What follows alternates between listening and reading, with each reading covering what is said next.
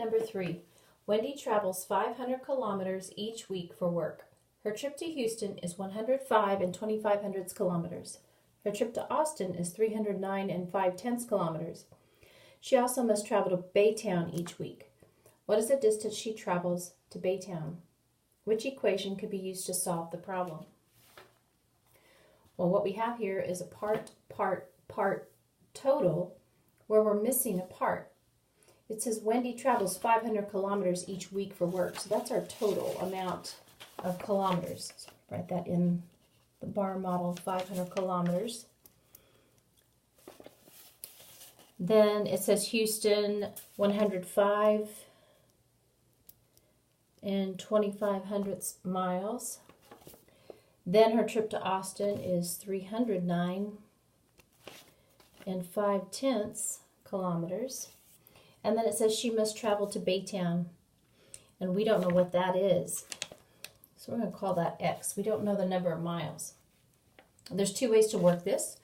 You can subtract 105 and 25 from 500 and then subtract 309 and 5/10 from that difference.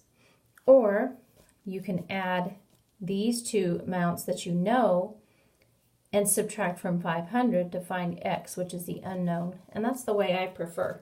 So I'm going to work it out that way. 105 and 25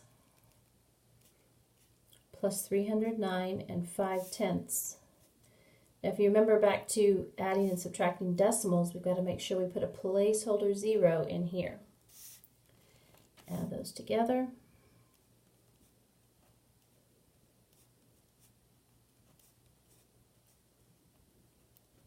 After we get that total, then we would have to subtract that from 500.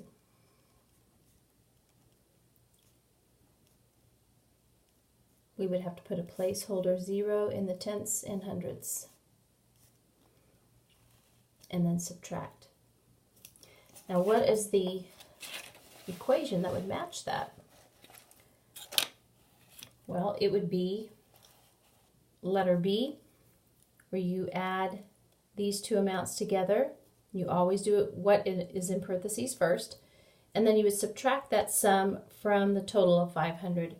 And that would give you X, the amount of miles she travels to Baytown. So the answer is B.